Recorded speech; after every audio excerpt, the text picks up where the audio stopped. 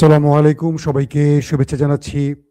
মাসুম মাহবুব দেখছেন open the YouTube channel এবং মাসুম মাহবুব Facebook page. পৃথিবীর যেই প্রান্ত থেকে যারা দেখছেন সবাইকে আবারও শুভেচ্ছা। চুয়াডাঙ্গা থেকে দেখছেন, পিরোজপুর থেকে দেখছেন, আমি দেখতে পাচ্ছি মালদ্বীপ থেকে দেখছেন আমাদের ভাই। দর্শক, আজকে বেশ কিছু গুরুত্বপূর্ণ খবর আছে। সিলেটের গোয়াইনঘাট থেকে দেখছেন, কুমিল্লা থেকে দেখছেন, কারওয়ান বাজার থেকে দেখছেন। সাউন্ড সব ঠিক আছে তো না? নড়াইল থেকে দেখছেন হাবিব, কঙ্গো থেকে দেখছেন, হ্যাঁ বাবা, বাংলাদেশের মানুষ পৃথিবীর সব জায়গায় ছড়িয়ে ছিটিয়ে আছে। কক্সবাজার থেকে দেখছেন, যশোর শর্ষা থেকে দেখছেন, ইতালি থেকে দেখছেন, নরসিংদী, কাতার, ও বাবা, আমাদের ভাইরা খুলনা, নেতাকাকুর ওপারে যাওয়ার খবর দিতে হবে। দর্শক সবাই সংযুক্ত হয়ে গেছেন তো না? আমরা তাহলে শুরু করি। ইতালি থেকে দেখছেন, হবিগঞ্জ থেকে দেখছেন, ওমান থেকে দেখছেন। সাউন্ড ঠিক আছে? আজকে একটু জোরে জোরে বলতে হবে না? মেহেরপুর থেকে দেখছেন, জি আমি সবাইকে দেখতে পাচ্ছি। আপনারা রোহিঙ্গা ক্যাম্প থেকে দেখছেন, ভাইয়া আপনারা ভালো আছেন তো না? ইরাক থেকে দেখছেন, দেবিদ্বার থেকে দেখছেন, গাজীপুর থেকে দেখছেন, আশুলিয়া থেকে দেখছেন, ও কুড়িগ্রাম থেকে দেখছেন। কুড়িগ্রাম কেমন আছে কুড়িগ্রামের বাসী? আমার চট্টগ্রাম কোথায়? আমার চট্টগ্রাম সন্দ্বীপ কাউকে দেখতে পাচ্ছি না। কিরগিজস্তান থেকে দেখছেন। ওকে, সাউন্ড ঠিক আছে, সবাই জানাচ্ছেন। খুলনা পাইকগাছ। দর্শক, বেশ কিছু গুরুত্বপূর্ণ খবর আছে। সেই খবরগুলো আপনারা যদি ইম্পর্টেন্ট প্রশ্ন করেন, আমি সেই প্রশ্নের উত্তর দেওয়ার চেষ্টা করব লাইভের মধ্যে। সবসময় লাইভের ড্যাশবোর্ড আমরা দেখতে পাই না, কারণ আমি যখন কথা বলি ক্যামেরার দিকে তাকাই থাকি, তাই অনেক সময় আপনাদের অনেক প্রশ্ন দেখতে পাই না, আবার দেখতে পাই। হ্যাঁ, গাইবান্ধা থেকে দেখছেন, চাঁদপুর কচুয়া নাকি সেখান থেকে দেখছেন, গুলশান 2। ও চট্টগ্রাম চলে এসছে, রোমানিয়া চলে এসছে, বাহরাইন চলে এসছে, মুরাদনগর আসছে, মিরপুর আসছে, সাউথ আফ্রিকা থেকে আসছে। ওকে দর্শক, গুরুত্বপূর্ণ খবরগুলো আজকে একটা একটা করে দেবার চেষ্টা করি। প্রথম কথা হলো যে ইরান এ পর্যন্ত যে লড়াইটা করলো, সেই লড়াইতে কতটুকু বিজয় পেল? একটা প্রশ্ন আছে না, আমেরিকার কি কি ক্ষতি হয়েছে? আমাকে এক দর্শক প্রশ্ন করেছিলেন, নেতাকাকুর বাড়িতে এত হামলা হওয়ার পরও সেটা এখনো ঠিক আছে না কি অবস্থা আছে সেটা জানানোর জন্য। মিশর থেকে দেখছেন। ওকে, তো ইরান যে দাবিটি করেছে, বা ইরানের পক্ষ থেকে যে দাবিটি করা হয়েছে রাষ্ট্রীয়ভাবে, সেখানে বলা হয়েছে এ পর্যন্ত যুদ্ধের প্রায় কত, আজকে 18-19 দিন হয়ে গেল, 28 তারিখ থেকে আজকে 18 তারিখ, প্রায় 19 দিন হয়ে গেল যুদ্ধের। এখন পর্যন্ত ইরান দাবি করেছে তারা 153টি মিসাইল লঞ্চ প্ল্যাটফর্ম, যেখান থেকে মিসাইল হিট করা হয়, 153টি, ভালো করে শোনেন, 153টি মিসাইল লঞ্চ প্ল্যাটফর্ম ধ্বংস করেছে ইরান। কাদের? শত্রুর, অর্থাৎ মার্কিন যুক্তরাষ্ট্রের। তারপরে বলা হয়েছে 23টি তারা প্যাট্রিয়ট মিসাইল সিস্টেম ধ্বংস করেছে। বুঝতে পারছেন? প্যাট্রিয়ট এটা হলো প্রতিরক্ষা ব্যবস্থা। এখান থেকে অ্যান্টি মিসাইল ছুড়ে ইরানের ড্রোন কিংবা মিসাইল ধ্বংস করা হয়। পৃথিবীর সবচেয়ে উন্নত মানের আকাশ প্রতিরক্ষা সিস্টেমের একটি হলো প্যাট্রিয়ট। তো ইরান দাবি করেছে মার্কিন 23টি প্যাট্রিয়ট সিস্টেম তারা ধ্বংস করেছে। এরপর ইরান দাবি করেছে তারা 37টি যুদ্ধ বিমান এবং হেলিকপ্টার এই যুদ্ধে তারা ধ্বংস করেছে মার্কিনীদের। কে বলছে এগুলো? ইরানের রাষ্ট্রীয়ভাবে বা ইরানের যারা যুদ্ধ করছেন সেই যুদ্ধকালীন পরিষদের দায়িত্বশীলরা। পাশাপাশি বলছেন এই লড়াইতে তারা আমেরিকা, মধ্যপ্রাচ্যে থাকা তাদের 43% সমরাস্ত্র শেষ করে ফেলেছে, ধ্বংস করে ফেলেছে। কারা? ইরান। অর্থাৎ এই যুদ্ধে তাদের যে সিস্টেমগুলো ব্যবহার করেছে, সেটা আকাশ প্রতিরক্ষা সিস্টেম বলি, বা সেটা কি বলবো, তাদের মিসাইল লঞ্চার বলি, তাদের মিসাইল বলি, প্রতিরক্ষা বা রাডার সিস্টেম, সবকিছু মিলে ইরান দাবি করছে তারা আমেরিকার 43% সমরাস্ত্র ধ্বংস করে ফেলেছে 100%-এর মধ্যে। এটা একটা বিশাল দাবি, কতটুকু সত্য মিথ্যা জানি না, এটা হলো ইরানের দাবি। এবং যুদ্ধক্ষেত্রে এই দাবিগুলোর সঠিক পরিসংখ্যান বলা মুশকিল, কারণ যারা যাদের মতো বা তাদের কাছে যে তথ্য থাকে সেই তথ্যের আলোকে দাবি করে। যুদ্ধ শেষে নিরপেক্ষ সংস্থাগুলো বিশ্লেষণ করে সঠিক পরিসংখ্যান দিতে পারে। কিন্তু এটা আমি যেটা বললাম এটা হলো ইরানের দাবি। আসেন তারপর দ্বিতীয় গুরুত্বপূর্ণ খবরটা কি। ইরান বলেছিল যদি আমাদের জ্বালানি বা বিদ্যুৎ বা গ্যাস বা তেল এই জরুরি প্রয়োজনীয় কোনো স্থাপনায় হামলা হয়, তাহলে শত্রুকে আমরা ঠিক একই রকম পরিণতিতে ফেলব। অর্থাৎ ইরানের যেখানে হামলা হবে, ইরান সেম জায়গায় হামলা করবে। আজকের বড় খবর হলো আমেরিকা এবং নেতাকাকুর দেশ মিলে ইরানের জ্বালানি এবং বিদ্যুৎ ক্ষেত্রে হামলা করেছে। বলা হয়েছে এমন একটি বিদ্যুৎ কেন্দ্রে বা গ্যাস ফিল্ডে হামলা হয়েছে যেখান থেকে ইরানের 80% গ্যাস ব্যবহার করে, মানে ইরান রাষ্ট্রটির 80% গ্যাস ব্যবহার হয় যে ক্ষেত্রটি থেকে, সেই গ্যাস ফিল্ডে হামলা করেছে দুটো রাষ্ট্র একসাথে। এবং এ কারণে ইরানের মধ্যে গ্যাস সংকট দেখা দেওয়ার প্রবল সম্ভাবনা আছে। এখন ইরান এ পর্যন্ত যতগুলো হুমকি দিয়েছে প্রত্যেকটা বাস্তবায়ন করেছে। এখন দেখার পালা, যেহেতু ইরানের গ্যাস, বিদ্যুৎ এই গুরুত্বপূর্ণ জরুরি ব্যবহারযোগ্য স্থাপনায় হামলা হয়েছে, ধারণা করা হচ্ছে এবার মধ্যপ্রাচ্যের গ্যাস বা তেল ক্ষেত্রে বড় হামলা হতে যাচ্ছে। এবং ইরান বলছে আজকে তারা কিয়ামত নামাবে। এটা ইরানের ঘোষণা। আজকে রাতটি খুব ম্যাসিভ আকারে কোনো বড় ঘটনা ঘটতে যাচ্ছে মধ্যপ্রাচ্যে, এটা আমরা বলতে পারি। আসেন 2 নম্বর গুরুত্বপূর্ণ খবরটি কি। মার্কিন ভাইস প্রেসিডেন্ট জেডি ভেন্স, নাম তো শুনেছেন সবাই কম বেশি, তিনি আজকে স্পষ্ট একটি বক্তব্য দিয়েছেন। তিনি বলেছেন এই যুদ্ধে মার্কিনীদের সম্মতি নেই। তিনি বলছেন এই যুদ্ধটি হলো নেতাকাকুর দেশের যুদ্ধ, ট্রাম্প এই যুদ্ধে ফাঁদে পড়েছে। কে বলছে? মার্কিন যুক্তরাষ্ট্রের যিনি ভাইস প্রেসিডেন্ট, ডোনাল্ড ট্রাম্প যাকে ভাইস প্রেসিডেন্ট বা রিপাবলিকানরা যাকে ভাইস প্রেসিডেন্ট বানিয়েছেন, সেই জেডি ভেন্স। অর্থাৎ তিনি এই লড়াইতে নিজের সম্পৃক্ততা পুরোপুরি তার অবস্থান থেকে তিনি উঠিয়ে নিয়েছেন। অর্থাৎ মার্কিনীরা এই যুদ্ধের পক্ষে নয়, এই জেডি ভেন্সের বক্তব্যে সেটি স্পষ্ট হয়ে গেছে। পাশাপাশি মার্কিন যুক্তরাষ্ট্রের মধ্যে বিশাল সংখ্যক একটা পদত্যাগের গ্রুপ তৈরি হচ্ছে। ইতিমধ্যে আপনারা জানেন যে কাউন্টার টেরোরিজম ইউনিটের প্রধান পদত্যাগ করেছেন। বলা হচ্ছে এরকম আরো হাই অফিসিয়াল গুরুত্বপূর্ণ যারা যুদ্ধের সাথে সম্পৃক্ত, এরকম অনেকেই ট্রাম্প প্রশাসন থেকে পদত্যাগ করতে পারেন। তার মানে হলো ট্রাম্প অভ্যন্তরীণভাবে আরো বড় চাপে পড়তে যাচ্ছে আমেরিকার ভেতর থেকে। পাশাপাশি মার্কিন গণমাধ্যমগুলোর কিছু তথ্য এসে, সিএনএন কিছু রিপোর্ট তৈরি করেছে, কিছু জরিপ প্রকাশ করেছে। খুব জনপ্রিয় একটি গণমাধ্যম আমেরিকার সিএনএন। তারা বলছে এই সরকারের, মানে ট্রাম্প সরকারের জনপ্রিয়তা কমেছে 79%। 100% জনপ্রিয়তাকে যদি আমরা মাথায় রাখি, ট্রাম্পের বর্তমান জনপ্রিয়তা 79, প্রায় 80% জনপ্রিয়তা কমে গেছে এই যুদ্ধটা শুরু করার কারণে। অর্থাৎ আমেরিকানরা কি ভাবছে সিএনএন এই রিপোর্টে বোঝা যাচ্ছে। পাশাপাশি এটিও বলা হয়েছে মানে দুটো দেশ, অর্থাৎ পৃথিবীর সকল দেশের মধ্যে সবচেয়ে অজনপ্রিয় বা অপ্রিয় দেশ কোন দুটো, তালিকায় প্রথমে এসছে আমাদের নেতা কাকু, আর তারপর আসছে ড্রাম চাচ্চুর দেশের নাম। অর্থাৎ এই জরিপগুলোতে বলা হয়েছে পৃথিবীর সবচেয়ে অপছন্দের দেশ কোনটা, চলে এসছে ওইটা, বুঝছেন তো কোনটা? নেতা কাকুর দেশ।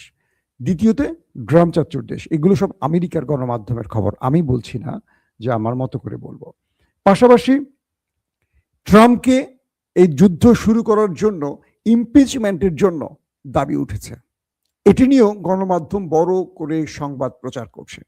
মার্কিনীদের মধ্যে, মার্কিন জনসংখ্যা বা যারা ভোটার, তাদের মধ্যে 69% ট্রাম্পকে ইমপিচমেন্টের জন্য দাবি জানিয়েছে।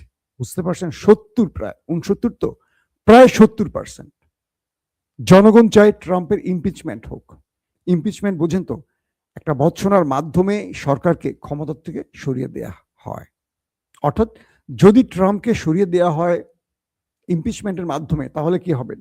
ভাইস প্রেসিডেন্ট জেডি ভেন্স হতে পারেন নেক্সট দেশটির প্রেসিডেন্ট। তার মানে এই যুদ্ধটি শুরু করে ডোনাল্ড ট্রাম্প তার ক্ষমতা হারানোর পথে চলে গেছেন।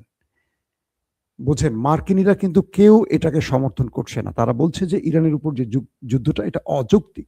ইরান আমেরিকার জন্য থ্রেট নয়, কিন্তু আমেরিকা বলছে এটা আমাদের থ্রেট বলে আমরা এটা করেছি। কিন্তু জনগণ, সেই দেশটির জনগণ কেউ এটা খাচ্ছে না। পুরো ইউরোপ খাচ্ছে না, পুরো ন্যাটো খাচ্ছে না, কেউ গ্রহণ করছে না। এবং আমেরিকানরা বলছেন ওই নেতার সাহেবের চাপে পড়ে বা তার ভুল টার্গেটে পড়ে, ফাঁদে পড়ে ট্রাম্প তার 12টা বাজিয়ে ফেলেছেন এবং আমেরিকার 12টা বাজিয়ে ফেলেছেন। আসেন, অনেকেই বলছেন ট্রাম্পের হাতে এখন সময় খুব কম, তাকে যে কোনো সময় ইমপিচমেন্ট হলে ক্ষমতা ছেড়ে পালাতে হবে এবং তার বিরুদ্ধে যে মামলাগুলো আছে এই মামলাগুলো তাকে ভালো করে চেপে ধরবে। এবং আজকে ইরানের মধ্যে সবচেয়ে বড় তাদের যে গ্যাস ফিল্ড, পার্স বা পার্সিয়ান এরকম একটা নাম, সেই পার্স গ্যাস ফিল্ডে হামলা হয়েছে, যেটির জন্য ইরান ঘোষণা দিয়েছে আজকে তারা অনেক বড় সারপ্রাইজ দেবে শত্রুকে এবং সেই সারপ্রাইজটি হবে খুব ভয়াবহ। এটা তো অবশ্যই আরবকে টার্গেট করবে বোঝা যাচ্ছে, পাশাপাশি টার্গেট করবে নেতাকাকুর দেশটিকে। এই ঘোষণাটি আসছে এবং আরবের মানে এর আগে ইরান বলেছিল যে ডোনাল্ড ট্রাম্প ইরানকে থ্রেট দিয়েছিল যে আমরা যদি চাই ইরানের গ্যাস বা বিদ্যুৎ 1 ঘন্টার মধ্যে বন্ধ করে দিতে পারি, মানে অ্যাটাক করে। কে বলছিল? Donald Trump. এর উত্তরে ইরান বলেছিল আমরা যদি চাই মধ্যপ্রাচ্যে আধা ঘন্টার মধ্যে সকল কিছু বন্ধ করে দিতে পারে। তো সেই ঘোষণার পর ট্রাম্প অবশেষে নেতাকাকুকে নিয়ে অ্যাটাক করে ইরানের সবচেয়ে বড় গ্যাস ফিল্ড পার্স গ্যাস ফিল্ডকে অকেজ করে দিয়েছে বলা হচ্ছে। এবার ইরান আজ রাতে কিয়ামত নামাতে পারে মধ্যপ্রাচ্যে এবং নেতাকাকুর বাড়িতে। এই ঘোষণাটি ইরানের পক্ষ থেকে দেয়া হয়েছে, বলছে আজকে রাতে তারা অনেক বড় কিছু করতে যাচ্ছে এবং বলা হচ্ছে যে নতুন ধরনের মিসাইল ইরান নাকি 2200 ইরান না, এটা হলো আমেরিকা, তারা প্রায় 2200 কেজি ওজনের বোমা ব্যবহার করেছে আর ইরান তারা 2 টন মিসাইল ইউজ করছে আজকের যুদ্ধে। মানে যুদ্ধ কোন লেভেলে চলে গেছে একবার চিন্তা করেন আপনারা। তারপরে আসেন, ইরান আরেকটি ঘোষণা দিয়েছে, তারা সিদ্ধান্ত নিতে যাচ্ছে আরবকে পৃথিবী থেকে বিচ্ছিন্ন করে ফেলবে। কিভাবে? আমাদের বর্তমান পৃথিবীর সম্পৃক্ততা হলো ইন্টারনেট যোগাযোগের মাধ্যম। ইরান বলছে তারা আরবের যে ইন্টারনেট কেবলটি আছে সেই কেবলটি তারা যে কোনো সময় কেটে দিতে পারে। মনে করা হচ্ছে আরবকে ব্যবহার করে তারা যে যুদ্ধটি ছড়িয়ে দিয়েছে দেশ দুটো, এখানে ইন্টারনেটের একটা বড় ভূমিকা আছে। তো ইরান বলছে তারা সিদ্ধান্ত নিতে যাচ্ছে যে কোনো সময় তারা আরবের ইন্টারনেট কানেকশন বন্ধ করে দেবে। যেই ফাইবার অপটিকটি সাগরের নিচ দিয়ে গেছে সেটিকে তারা যে কোনো সময় কেটে দিতে পারে। এটা আরবের জন্য একটা ভয়াবহ বিপর্যয় হবে। ইন্টারনেট বন্ধ মানে পৃথিবীর সবকিছু বন্ধ। ওইসব দেশে কিন্তু সব ইন্টারনেটের উপর চলে, ব্যাংক, বিমা, তাদের সবকিছু। এক বাক্যে বলতে পারি যে পৃথিবীর এই মুহূর্তে একটা ঘরের দরজা ইন্টারনেটের মাধ্যমে খুলে, জানেন, রিমোটের মাধ্যমে, নাম্বারের মাধ্যমে, মোবাইল, নেট, টিভি, এভরিথিং এখন ইন্টারনেট ব্যবস্থার উপর নির্ভরশীল। একদিকে জ্বালানি, একদিকে ইন্টারনেট, পৃথিবীর সবচেয়ে গুরুত্বপূর্ণ দুটো বিষয়। তো এটা যদি বন্ধ করে দেয় ইরান, তাহলে তো কিয়ামত নেমে যাবে আরব রাষ্ট্রের মধ্যে। পাশাপাশি বলা হচ্ছে যে আমেরিকা বলছে যে দুঃখিত, দখলদার দেশটি বলছে ইরানের বিরুদ্ধে এটি হবে তাদের সবচেয়ে বড় শেষ যুদ্ধ। এটা একটু বিশ্লেষণ করতে হবে আপনাদের কাছে। সেটা হলো বর্তমান প্রেক্ষাপটে আমেরিকার ভেতরে বাইরে ট্রাম্পের উপর যে চাপ আসছে, এরকম চাপ এর আগে কখনো আসেনি। আমরা গাজার ক্ষেত্রে এরকম চাপ দেখিনি। আমেরিকানরা মনে করছেন নেতাকাকু ট্রাম্পকে ফাঁদে ফেলেছেন, কথাটা বলেছি একটু আগে, এবং এই যুদ্ধটি আমেরিকার নয়, এটা ওই দেশটির। এবং তাদের যে সেনা মারা যাচ্ছে, তাদের যে প্রচুর সম্পদ নষ্ট হচ্ছে, তারা যে পরাশক্তি থেকে ছিটকে পড়ছে, ওয়ার্ল্ড অর্ডার ভেঙে পড়ছে, তাদের ডলারের যে ভয়ঙ্কর বিপদ আসছে, তারা যে পৃথিবীতে সবচেয়ে সেরা ছিল বা সবচেয়ে ক্ষমতাবান ছিল, একটা পুচকে ইরানের ধাক্কায় তাদের যে সব নড়বড়ে হয়ে গেছে, এটার একমাত্র কারণ ওই দুইজন প্রেসিডেন্ট, একজন প্রধানমন্ত্রী, একজন প্রেসিডেন্ট। তো তারা এখন যেটা মনে করছে যে আমেরিকা এই যুদ্ধ থেকে শুধু আমেরিকা যে কোনোভাবে এই যুদ্ধ থেকে বেরিয়ে আসুক, এই চেষ্টাটি চলছে। আমেরিকা এখন যেভাবে হোক এই যুদ্ধ থেকে বেরিয়ে আসতে চায়, কিন্তু নেতাকাকুর একটি টার্গেট, এই যুদ্ধ থেকে যদি আমেরিকা বেরিয়ে যায় তাহলে তার পিঠের চামড়া রাখবে না ইরান, মাইরা তক্তা বানায় ফেলবে। এবং জীবনে এটি হবে ইরানের বিরুদ্ধে তাদের লাস্ট লড়াই, কারণ এরপর ওই দেশটি, নেতাকাকুর দেশটি আর কখনো আমেরিকাকে সম্পৃক্ত করতে পারবে না যুদ্ধে, কারণ এবার পুরো সিস্টেম ভেঙে পড়ে গেছে তাদের মধ্যে। তো এখন তিনি চাইছেন যে কোনোভাবে এই লড়াইটাকে ইরানের শেষ করে দিয়ে শেষ করতে, অর্থাৎ ইরানকে শেষ করে শেষ করবেন। তাই তিনি আমেরিকার সাথে যারা লিয়াজও করতে পারে, আলোচনা করতে পারে, সেই সব ব্যক্তিদেরকে টার্গেট করে নেতা কাকুরা মেরে দিচ্ছে। এর মধ্যে আপনারা জেনে গেছেন আলী লারিজানিকে মেরে ফেলেছে, গোয়েন্দা প্রধানকে মেরে ফেলার অভিযোগ উঠছে, আরো বেশ কজন টার্গেট আছে। আব্বাস আরাকচি পররাষ্ট্রমন্ত্রী, তিনিও টার্গেটে আছেন। তো সবকিছু মিলে এই জিনিসটি বলা যাচ্ছে, যদি ইরান দাঁতে দাঁতে কামড় দিয়ে আর কয়েকটা দিন, ধরেন আর কয়েকটা সপ্তাহ বা মাসখানেক লড়াই চালিয়ে যেতে পারে, খেলা শেষ হয়ে যাবে। মধ্যপ্রাচ্যের সিস্টেম পুরোপুরি ইরানের কবজায় চলে আসবে। আর যদি ইরান কয়েকদিনের মধ্যে বড় রকম চাপে পড়ে যায়, তাহলে মধ্যপ্রাচ্যের পুরো মোড়ল হয়ে যাবে ওই একটি দেশ। তো ইরান এই মুহূর্তে খুব কৌশলে খেলছে। কৌশলটা হলো অ্যাটাক করছে আবার ধীর গতিতে, মানে তারা টেস্ট এবং T20 একসাথে খেলছে। কখনো তারা টেস্ট মুডে বোলিং করছে, কখনো তারা T20 মুডে ব্যাটিং করছে। তো এখন ওই দেশটির মূল টার্গেট হলো এই যুদ্ধ থেকে যেন আমেরিকা বেরিয়ে যাওয়ার আগেই তারা বড় কিছু করে ইরানের মধ্যে একটা বড় সাফল্য নিতে পারে, ইরানকে মাজাটা ভেঙে দিতে পারে। আর ইরানের চেষ্টাটা হলো কয়টা দিন তারা লড়াই করে টিকে থাকার। এখন যে কোনো সময় আমেরিকা কিন্তু যুদ্ধ থেকে বেরিয়ে যাবে, তাহলে ওই দেশটি একা হয়ে পড়বে।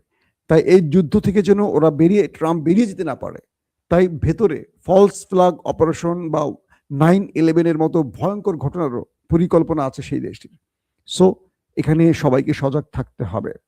এবং ইরানের পক্ষ থেকে ইরান বলেছে যে আমাদের যত লিডারকে তোমরা মারো, আমাদের কিচ্ছু যায় আসে না। তোমরা আমাদের প্রেসিডেন্টকে মেরে দিয়েছিল, ইব্রাহিম রাইসি, কিচ্ছু হয়নি। পররাষ্ট্রমন্ত্রী আব্দুল্লাহিয়ানকে মেরেছো, কিচ্ছু হয়নি। তোমরা আমাদের সুপ্রিম লিডারকে মেরে দিয়েছো, কি হয়েছে? যুদ্ধ থেমেছে না, যুদ্ধ আরো গতি পেয়েছে। তোমরা টপ 40 জন জেনারেল বা কমান্ডার, গুরুত্বপূর্ণ যারা একদম টপ মন্ত্রী পরিষদ বা যারা যুদ্ধের সবচেয়ে বড় ব্যক্তি, IRGC প্রধান সহ মেরেছ, কি হয়েছে? কিচ্ছু হয়নি। আগে বলা হয়েছিল যে ইমাম আলী খামিনির আমলে 4 জন ব্যক্তিকে প্রতিটি পদের জন্য সিলেক্ট করা হয়, একজন মরে গেলে আরেকজন, একজন মরে গেলে আরেকজন। কি সিস্টেম দেখেন, সবাই মরার জন্য প্রস্তুত হয়ে রয়েছে এখানে, কেউ পদ ছেড়ে পালাচ্ছে না, মরার জন্য সবাই রেডি। আর এখন যেটি শোনা গেছে যে না, প্রতি পদে 7 জনকে সিলেক্ট করা হয়েছে। প্রত্যেকটি বিভাগের প্রত্যেকটি প্রধান পদের জন্য 7 জন করে সিলেক্ট করে রেখেছে ইরান। একজনের পর অটোমেটিক আরেকজন চলে আসবে, একজনের পর একজন চলে আসবে। তার মানে প্রত্যেকে ওই কপালে মৃত্যুর কাফনটি বেঁধেই এই লড়াইটি নেমে গেছে। এখন আর কোনো কিছু করার সুযোগ নেই। আজকে ইরান 2 টন ওজনের মিসাইল ইউজ করেছে, হামলা করেছে 2 টনের দিয়ে ওই নেতা কাকুর বাড়িতে, এবং সেটির নাম ছিল খুররাম শাহর। পাশাপাশি আজকে তারা খাইবার, ইমাদ এবং গাদর এই সিরিজের মিসাইলগুলো ব্যবহার করেছে। পাশাপাশি তারা ব্যবহার করেছে আজকে তাদের দুর্দান্ত ড্রোনগুলো।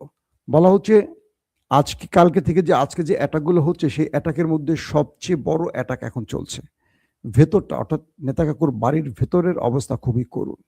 আমাকে যে দর্শক প্রশ্ন করেছিলেন যে নেতা কাকুর দেশে এত হামলার পরও কিছু হচ্ছে কি হচ্ছে না, ভাই ওইখানকার কোনো আপডেট ভিডিও প্রচার করা সম্ভব হচ্ছে না, কারণ সেখান থেকে সকল গণমাধ্যমকে নিষেধ করা হয়েছে, মিডিয়াতে সেন্সরশিপ বসানো হয়েছে। তাই আপনারা যে অনেক সময় AI ভিডিও দেখতেছেন বা কিছু ভিডিও আরবের যে ভিডিওগুলো হয়তো আপনারা দেখতেছেন, কিন্তু ওই দেশের ভেতরের কিছু কিছু ভবনের ধ্বংসস্তূপ বা সাধারণ পিপুলের বা সিভিলিয়ানদের উপর যে অ্যাটাকগুলো হচ্ছে বা এরকম বিশ্বকে দেখানোর জন্য কিছু ভিডিও তারা করে, যেটা আমাদের সিভিলিয়ান অঞ্চল, আসলে সিভিলিয়ানদের না, হয়তো কোনো জেনারেলের বাড়ি ছিল, এগুলো দেখাচ্ছে, আমরা এগুলি দেখতে পাচ্ছি। কিন্তু বড় ফ্রেমে ইরান যে দাবি করছে গতকালকে তারা 100টি টার্গেটে হিট করেছে 100 মিসাইল দিয়ে, এই ফুটেজ তো আমরা একটাও পাই নাই। যা পাচ্ছি অনেকগুলো AI, যা পাচ্ছি আরবের, কিন্তু ওদের ভেতরের ফুটেজগুলো খুব কম বাইরে আসছে, কারণ পুরো প্রযুক্তি ওদের হাতে। ওরা চাইলে যে কোনো জিনিস ডিলিট করে দিতে পারে, ওরা চাইলে যে কোনো জিনিস, মানে ওদের কন্ট্রোলের বাইরে যাবে না। তো সবকিছু মিলে লড়াইটা এখন একদম পিক আওয়ারে চলে গেছে। এবং ইরান যেটি বলল আজকের যেই সবচেয়ে ভয়ঙ্কর বার্তা, সেটা হলো আজকে তারা কিয়ামত নামাবে। সবকিছু মিলে তাদের আলী লারিজানি হত্যা এবং তাদের যে গ্যাস ফিল্ডে হামলা, ধারণা করা হচ্ছে আজকে আরবের মধ্যে বড় কিয়ামত নামতে পারে। বিশেষ করে আরব আমিরাত টার্গেটে আছে ইরানের, এবং আরবের কাতার, কুয়েত, সৌদি আরব, বাহরাইন, আরব আমিরাত আজকেও বড় বড় অ্যাটাক হয়েছে। এবং বারবার তাদেরকে সংকেত দেওয়া হচ্ছে শত্রুদের তোমরা নিবৃত্ত করো, তোমাদের ভূমি ব্যবহার করে আমাদের উপর আক্রমণ হলে তোমাদেরকে আমরা ঠিক রাখবো না। আরব আমিরাতের উদ্দেশ্য করে ইরান বলেছে তোমাদের সাজানো গোছানো পৃথিবী অন্ধকার হয়ে যেতে পারে। Be careful. এখন দেখতে চাই ইরান কোথায় গিয়ে থামে। আর একজন প্রশ্ন করেছেন ইরানের ইরান কি ডিমোনা, ইরানের টার্গেট আছে ডিমোনা। শোনেন, এখানে দুটো চমক দিয়ে রাখি আপনাদের। এক, ইরানের টার্গেট আছে নেতাকাকুর ডিমোনাতে পারমাণবিক ধ্বংস করার একটা প্ল্যান আছে। সেখানে কিন্তু তারা একটা বড় ম্যাসিভ অ্যাটাক চালাবে একটু আগে পরে। আমার যেটা ধারণা বা আমি কিছু জিনিস বুঝি, ইরান এরকম ইঙ্গিত দিয়েছে কয়েকবারই। কিন্তু আরেকটা জিনিস আমার মনে হচ্ছে, ইরানের যুদ্ধের মধ্যে পারমাণবিক পরীক্ষা চালাতে পারে। কারণ আলী খামেনির মৃত্যুর পর তার ফতোয়া নাই হয়ে গেছে। এখন তিনি ফতোয়া দিয়ে কিন্তু ইরানকে এই কাজটি করতে দেয়নি।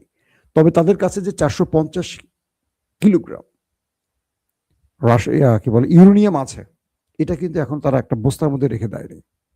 এই যুদ্ধকালীন প্রায় 18-19 দিনের মধ্যে এটা যে পারমাণবিক বোমায় রূপ নেয়নি কোনো গ্যারান্টি আছে? কারণ নতুন যিনি সুপ্রিম লিডার হয়েছেন মুস্তফা খামেনি, তিনি কিন্তু পারমাণবিকের পক্ষের লোক।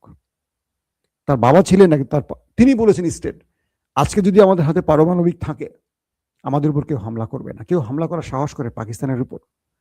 কেউ করে যাদের হাতে পারমাণবিক আছে। তারা এখন ফতোয়া দিচ্ছে যে পারমাণবিক এই রাষ্ট্রের নিরাপত্তার জন্য প্রয়োজন। ফতোয়া পাল্টিয়েছে ইরান।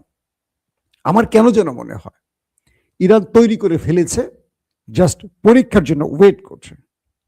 যখনই মনে হবে আমেরিকা কিংবা নেতাকাকু ইরানে পারমাণবিক অ্যাটাক চালাতে পারে, জাস্ট এরকম একটা সম্ভাবনা তৈরি হবে, তখন তার কয়েকদিন আগে ইরান একটা পরীক্ষা চালায় বসবে।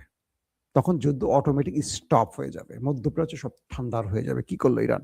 আরব বলি, গালফ বলি, ওই নেতাকাকুর বাড়ি বলি, সবাই চুপ, আস্তে করে যুদ্ধ থেমে যাবে। এটি হতে পারে, সম্ভাবনা বেশি। দর্শক, বিদায় নিচ্ছি। প্রত্যেকে ভালো থাকবেন। আল্লাহ হাফেজ।